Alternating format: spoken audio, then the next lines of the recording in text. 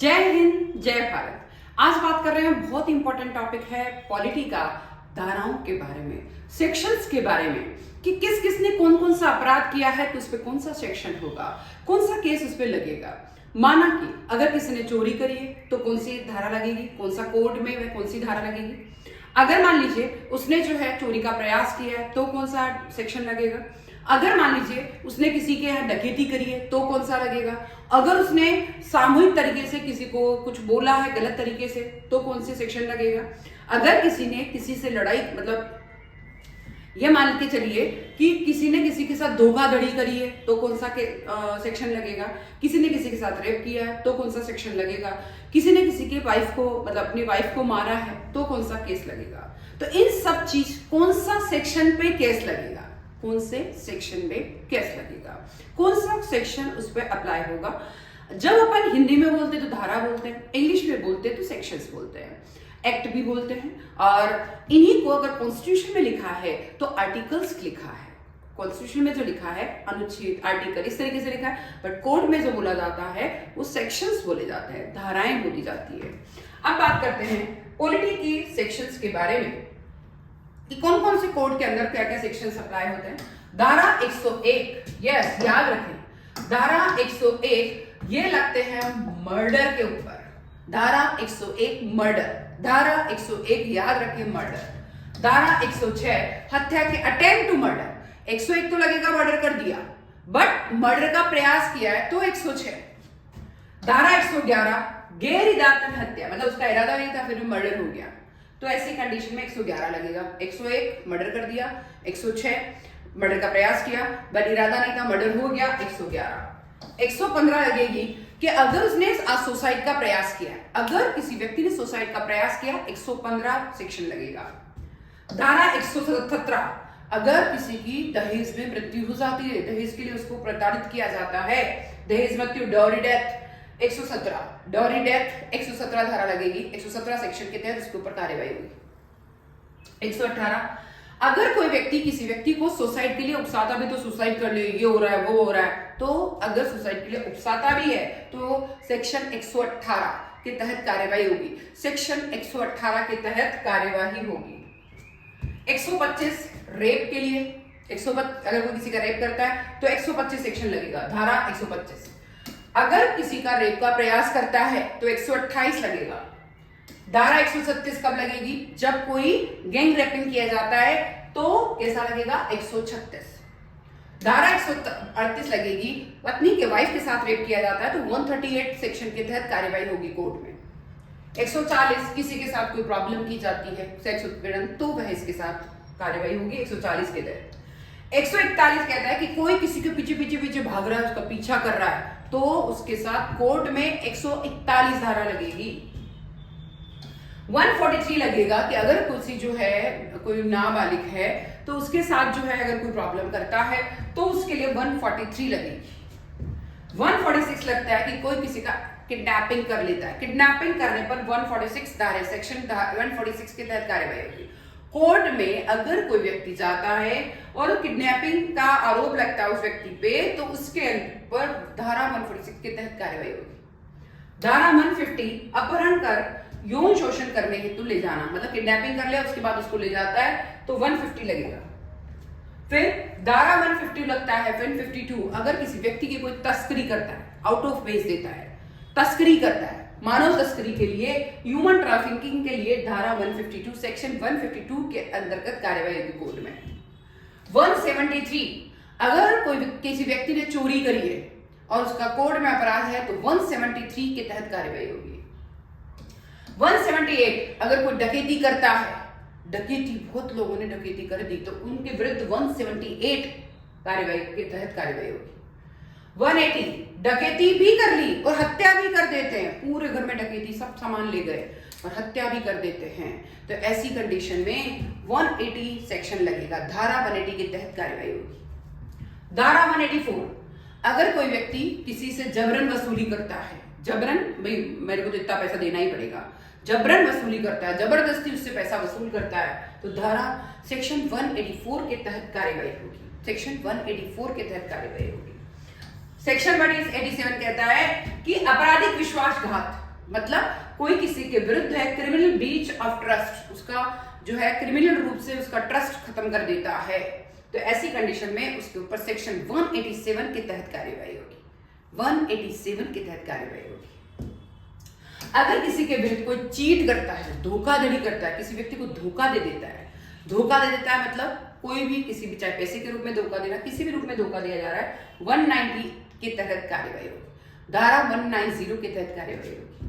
193 section क्या कहता है कि अगर इलेक्ट्रॉनिक माध्यम से कोई धोखा, साइबर फ्रॉड अगर कोई कर रहा है, अभी बहुत चल रहा है, साइबर फ्रॉड हो रहा है, आपके पैसे इनके ले लिए जाते हैं, मतलब पूरा अकाउंट खाली कर दिया जाता है, आपसे ओटीपी मांग के सब कुछ खत्म कर दिया जाता है। तो जब भी कोई कौन सा कर रहा है, साइबर फ्रॉड कर रहा है, तो धारा 193 के तहत कार्यवाही होगी। धारा 193 लगेगा कोर्ट में, उस पर कार्यवाही होगी।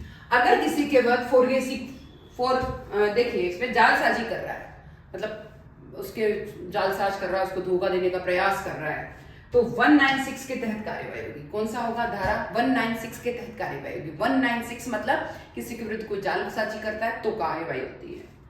अगर कोई रिश्वत लेता है तो सेक्शन 230 लगता है। सेक्शन 230 मतलब अगर कोई व्यक्ति रिश्वत, आपने देखा होगा जो बड़े बड़े गवर्नमेंट ऑफिसर है वो क्या करते हैं, अभी भी यूपी में इन सब तरफ कार्यवाही हो रही है कि गवर्नमेंट ऑफिसर, बड़े बड़े ऑफिसर जो है, चाहे इनकम टैक्स ऑफिसर है, चाहे पुलिस ऑफिसर है, चाहे सेल टैक्स ऑफिसर, कोई भी ऑफिसर है, तो वो लोग क्या करते हैं कि रिश्वत लेते हैं और रिश्वत लेके उनका केस रफा दफा करते हैं। तो जब रिश्वत ले रहे हैं, कितना कितना पैसा लिया जाता है, लाखों में, करोड़ों में, तो वो उसके तहत जो है, जो भी कोई रिश्वत लेता है तो उसके अगर कोर्ट में वह मामला साबित हो जाता है तो धारा 230 के तहत कार्यवाही होती है। फिर आता है धारा 307, कोई दंगे करते हैं, दंगे करने के विरुद्ध, मतलब दंगे करा दिए गए, तो 307 के, कोई भी दंगा हो सकता है, 307 लगेगा उसमें। कितना लगेगा? धारा 307 कहता है कि अगर किसी ने दंगा कराया है तो 307 के अंदर आएगा। 309 कहता है कि अवैध भीड़ उपद्रव, मतलब बहुत सारी भीड़ इकट्ठी कर ली, फिर दंगा कराने की कोशिश कर रहे हैं, लड़ाई झगड़े करने की कोशिश कर रहे हैं, तो उसके विरुद्ध 309 लगेगा। सेक्शन 309 के तहत कार्यवाही होगी कोर्ट में। 324, अगर मान लीजिए आग जमी, आग लगा देते हैं कोई व्यक्ति, पूरी तरफ आग या फैला देते हैं, तो उसके अंदर कोर्ट पे उस पर 324 कोर्ट धारा लगेगी। 324 सेक्शन के तहत कार्यवाही होगी। अगर किसी व्यक्ति, कोई व्यक्ति दूसरे व्यक्ति को गंभीर चोट मारता है, कूटता है, उसके ऊपर बहुत ज्यादा चोटें, मतलब मरने वाला है, अगर व्यक्ति गंभीर चोट लगती है तो 326 क्या लगती है? धारा 326। धारा क्या लगती है? 326। अगर किसी व्यक्ति पे एसिड अटैक कर देता है, आपने देखा होगा, बहुत सारा आता है पेपर्स में कि स्कूटर पे जा रहा है, कोई किसी लड़की पे एसिड डाल दिया, कभी किसी लड़के पे एसिड डाल दिया, उसका मुंह खराब हो गया, पूरा खराब हो जाती है उसकी हालत, तो उसमें कितना लगेगा? 330। एसिड अटैक करने पर 330, एसिड अटैक करने पर 330 लगता है। फिर आता है धारा 35 कब लगता है कि अब यह भारतीय नागरिक सुरक्षा संहिता 2023 क्या कहती है कि अगर जो है कोई एफआईआर दर्ज कराने का अधिकार है, अगर कोई व्यक्ति हमेशा एफआईआर दर्ज करने का अधिकार है किसी के विरुद्ध, तो धारा 35, धारा 37 कहती है पुलिस द्वारा एफआईआर की कॉपी पीड़ित को देना कंपलसरी है। सेक्शन 35 तो है कि एफआईआर देना एफआईआर लगाने का अधिकार है उसको, बट 37 कहता है कि अगर उसने लगाई है तो पुलिस उसको क्या देगा? कॉपी देगा उसको कि हाँ इसके विरुद्ध मैंने कार्रवाई कर दी है और ये देखिए इसकी कॉपी। तो धारा 337 में लिखा है, धारा 37 के अंदर आएगा। धारा 43 कहती है कि पुलिस गिरफ्तारी का अधिकार है, पुलिस गिरफ्तारी का अधिकार है, ये किसमें लिखा है? सेक्शन 43 में। धारा 107 कहता है कि अग्रिम जमानत, जैसे कि अगर कोई जेल में चला गया है, फटाफट से जेल में जाने से पहले या जेल में जाते ही अग्रिम जमानत जो है, एंटीसिपेटरी बेल, अग्रिम जमानत 107 में लिखा है। किसमें लिखा? 107 में। 107 के विरुद्ध का मतलब धारा 107 लगेगा, उसके विरुद्ध कार्यवाही। 108 कहता है कि फटाफट से जमानत दे दो। 108 क्या कहती है कि इसको जमानत दे दो, जमानत मिल ही गई, बेल मिल गई, फटाफट से। अग्रिम बेल देनी है तो 107 के तहत होगा, और अगर जमानत पूरी देनी है, रेगुलर बेल, तो 108 के तहत काम होगा। फिर 193 कहती है चार्जशीट दाखिल कराने की अवधि। अगर 193 में लिखा है कि इस अगर आपने किसी के विरुद्ध कोई काम करना है तो चार्जशीट दाखिल होना चाहिए, और इसकी अवधि के बारे में लिखा है, वो अवधि है उस टाइम के लिए काम होगा 193 के अंदर काम। धारा 230 कहता है कि अगर कोई व्यक्ति किसी ने गुनाह किया है, किसी ने मारा है, किसी ने मर्डर किया है, उसके विरुद्ध कोई गवाही देता है तो जो गवाह दे रहा है उस व्यक्ति की सुरक्षा करना अपना कंपलसरी है। और ये लिखा है 230 के अंदर, गवाह की सुरक्षा करना कंपलसरी है, धारा 230 के तहत कार्यवाही होगी। धारा 356 कार्यवाही मतलब 230 कहता है कि गवाहों की सुरक्षा होना चाहिए, सेक्शन 230 कहता है गवाहों की सुरक्षा होनी चाहिए, सेक्शन 230 कहता है गवाहों की सुरक्षा होनी चाहिए। सेक्शन 356 कहता है कि अपराध की सुनवाई की प्रक्रिया, 356 कहता है कि अपराध किया है तो उसकी सुनवाई होगी, उसकी प्रक्रिया के बारे में 356 लगेगा। धारा 357 मृत्युदंड आजीवन कारावास, 357 मृत्युदंड आजीवन कारावास, या तो मृत्युदंड के लिए या फिर आजीवन कारावास के लिए 357 में लिखा है, 357 लगेगा। धारा 430 है अपील का अधिकार, धारा 430 कहता है कि किसी व्यक्ति को अपील करने का भी अधिकार है, अपील करने का अधिकार है। अब आता है भारतीय साक्ष्य अधिनियम BSA 2023 कहते हैं साक्ष्य के बारे में। धारा 2 साक्ष्य की परिभाषा बताती है, कोड की धारा 2 सेक्शन धारा 2 बताता है कि जो साक्ष्य मतलब जो सबूत, उसकी परिभाषा बताती है कि सबूत का कैसा होना चाहिए, क्या होना चाहिए, किस तरीके से होना चाहिए, क्या क्या सबूत काम आ सकते हैं, तो उनके वो है धारा 2 में।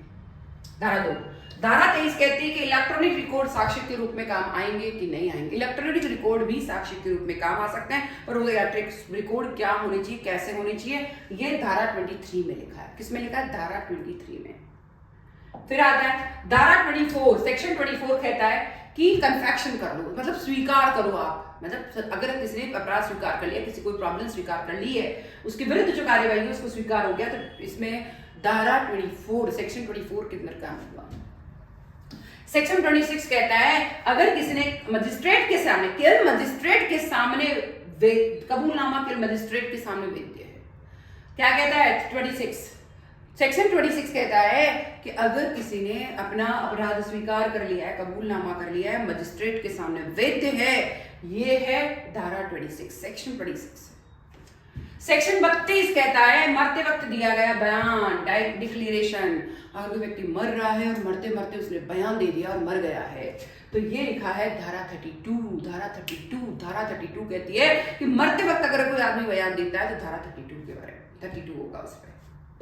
धारा 45 कहता है विशेषज्ञ की राय भी ले सकते हैं, एक्सपर्ट की एडवाइस भी ली जा सकती है। धारा कौन सी कह रही है? 45। धारा 45 कहती है कि किसी भी चीज में विशेषज्ञ की राय, एक्सपर्ट की राय ले सकते हैं।